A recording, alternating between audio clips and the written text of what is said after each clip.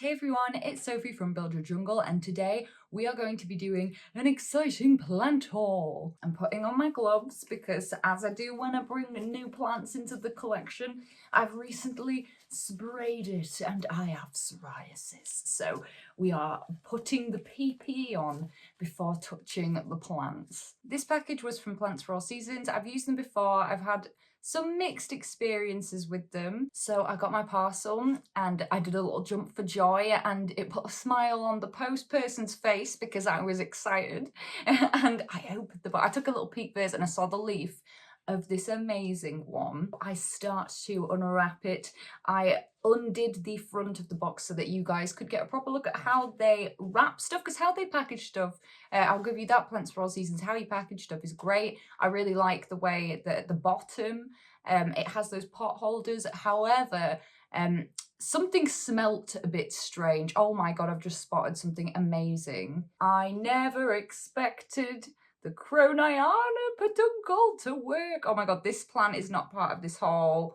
I just am in absolute, I can't believe it. You're such a baby as well. Okay, back on topic. And I saw that the pots were wrapped in paper and that had soaked up a lot of water.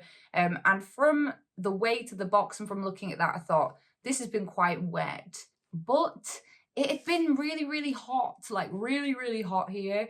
And from their point of view, I can imagine the panic of thinking, okay, don't want to send this like dry, because if it's hot then these plants will probably perish. But also it's a fine line, especially with some of these substrates. Even though they were very damp, this only negatively impacted one of the plants, and I will get to that. So firstly, we have this majestic silvery plant that you might be looking at thinking that looks like a silver monstera. So as I was unwrapping it, I was just getting more and more pleased, because have you seen this plant? How unreal is this plant? This is the one that I always wanted. This is what I always wanted mine to look like.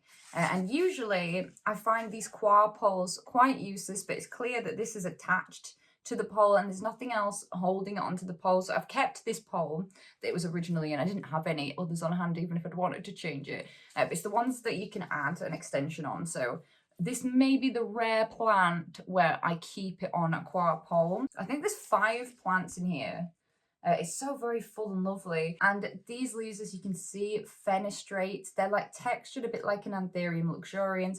But then they've got this kind of look of a silver monstera, really, and the care is very similar. This leaf was on its way in transit. I have never had this plant get to fenestration size before, so I don't really know. I presume that is just how it's going to be till it hardens off, but I may be wrong. We'll have to see. And it's a climbing one, and it's one that I've seen have a problem a lot where people say it just shoots out loads of runners, which is why it's so important to give it this pole. And when I feel a bit more confident, like usually I don't like to put plants in with my other plants until I've had them for at least a few weeks. She'll be going up there, and that's why I'm even more jumpy about putting her up there, because my favorite things are on there. So we're taking our time with that. When you look at some of the lower down leaves like this one, you can see how it would kind of be mistaken for Epipremnum cebu blue, but this plant actually originates, I believe, from East Asia, I think. And the care is basically identical to a monstera, except I do find that out of all aroids, monsteras, when they're larger, like that one back there, don't require watering as much as some of my other aroids, so ignore that bit. But it's in Monstera and Philodendron potting mix that I've repotted it in, a nice chunky mix. I've really spread those roots out. It's going to continue climbing up a pole, and it's going to have bright light from my grow lights that's kind of dappled through some other plants. And the humidity in here is 75% at the moment. So I will let you guys know how I get on with this one. But this one anyway was a big win. And I'm going to show you for each plant that I bought. Like, this was the picture online. This was the picture of the plant. And this is what I got. If you know me, you might know that I love a silver plant. So, oh, absolutely instant favourite. Beautiful. And I gave it a gentle water after I'd repotted it. I hate the sound, my gloves. and making on that. That's really like, oh, grating. And it's got a whole bunch of growth points, a little new leaf down here. I probably need to somehow attach this. Then you may have noticed, especially if you follow me on TikTok and you watch my TikTok lives, I am on an alocasia kick at the moment. It all started with Jules giving me this cuculata, and then Harriet bought me this beauty, the Alocasia Platinum, that is my absolute favourite, and I just have enjoyed that one so much. And then I got the Heterophylla Dragon Scale, Dragon Tail, Dragon something, Breath, Dragon's Breath. And this was also from Plants for All Seasons, but not in this order. And I'm going to show you something interesting about this in a minute. But first, I want to show you guys, look, it's flowering, beautiful. I love this plant. It's absolutely stunning. However, I didn't order this plant. I ordered a Alocasia corazon, and this one came, and I think it had been a little while since I'd placed the order, and I'd kind of forgotten like exactly what I'd ordered. I was expecting a silvery alocasia. I opened the box, got a silvery alocasia, and I think for a moment I might have thought that it looked darker, but I didn't think anything of it because I loved it and I posted it on TikTok. And then some of my planty friends, I think specifically Michelle, said, that looks the same as the Dragon's Breath. And I knew that they both had one of the same parent plants or something like that. And I just didn't think anything of it at the time. And I'm like, oh no, it's the corazon. And then I go back and I look at my order and I look at this picture of the corazon and I look at this and I think, oh my goodness, that's just not the same plant. And having worked in a plant warehouse before, I could understand how someone might have picked the wrong alocasia, especially when they look similar. So I sent them an email about it, not to be a dick at all or anything like that, just to let them know and to say like, look, it was the wrong plant basically, but I would like to keep this plant now. And I think the one bit where I got a little bit sassy was I said, if I order a corazon again next month, will it be a corazon this time? And it took them a bit to reply to the email.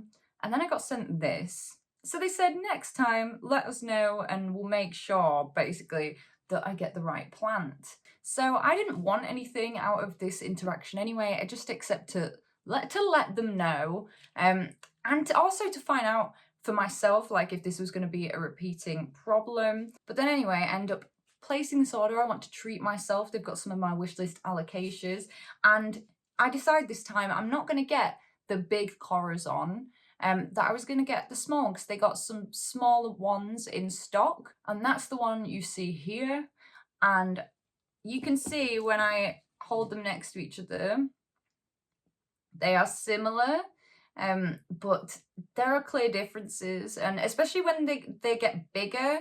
This one does not have the border, the veins are different, the colour of the leaves are slightly different, but you can see how they are a little bit similar. And they did manage to send me the right plants this time, so there we go. But it did just feel like a bit of a strange interaction. I don't know if it's just because I am like socially like anxious, yeah, and I think about stuff too much, but I don't know, was it weird? Is that weird? However, when I was working with this plant, this was the one I was like, okay, that's where the smell's coming from.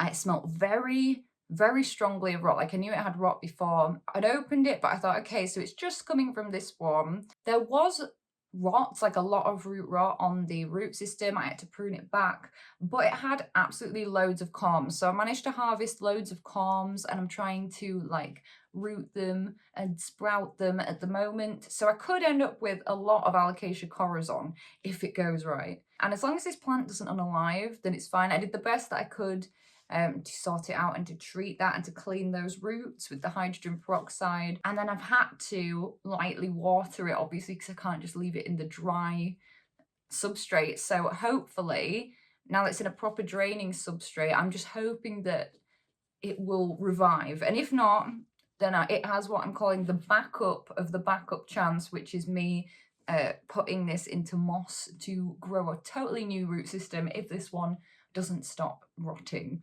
But it's a cute plant, and it's one that I've wanted for a while, and I just decided to have the patience to grow it into a bigger plant myself. And this is the picture on the website.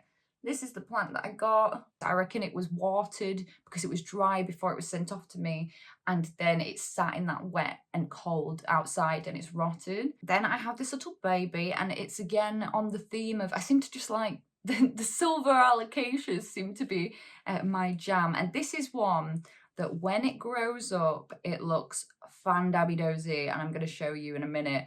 So this is the Alocasia mellow, and this was the picture, and this is what I received. And having previously worked in horticulture, I know that these little 6cm alocasias, they can really have a struggle of a time sometimes. They're more sensitive than the larger ones, and I think I was being a bit brave going for a full-on little baby again. But when this plant gets big, just look at that. Look at that, like the texture on those leaves. And when I kept seeing pictures of this plant, it kept making me like visualize this texture because I've obviously handled them before, and I really wanted one. So I thought, you know, now we're more confident, we'll give it a try with the little 6cm alocasia. So can't fault that, but I think the leaves are so nice. So all in all, I am happy with this. It is what I expected. Also, because I'd already decided that I was going to get those other 3 plants, and I think they then restocked before I placed my order. And I saw this, and I immediately like was attracted to it, and I looked up what that looks like when it's big, and I'll show you in a minute. I will show you in a minute because it is so, it's really good. And it has these really elongated leaves that are really dark and purpley, and I feel like you just can't see it right now because of my light and because of how shiny it is, but it has a really deep colour, and it just sheens all purpley and beautiful, and it's got a new little leaf on the way. It looked a tiny bit limp, I think. I seem to remember it looked a tiny bit limp, and then when I've repotted it and stuff, I think it was a light issue more than anything because it's just perked straight back up. This is the picture that I saw, and this, oh, my jaw clicked, and this is the plant that I got. And that purple at the moment seems to be concentrated on one side of the leaf, so I don't know if it starts off with the purpliness and then that kind of goes more to this dark grey, or if it's the opposite way around. So we're gonna find out with the new leaf that's on the way. I'm so excited to grow this, and the backs are a really beautiful deep purple too. So overall, how do I feel about it? It's hard not to feel bloody amazing because it just felt so nice to get these plants, but obviously I was upset that this had a root rot, but other than that, like, I was happy with these plants.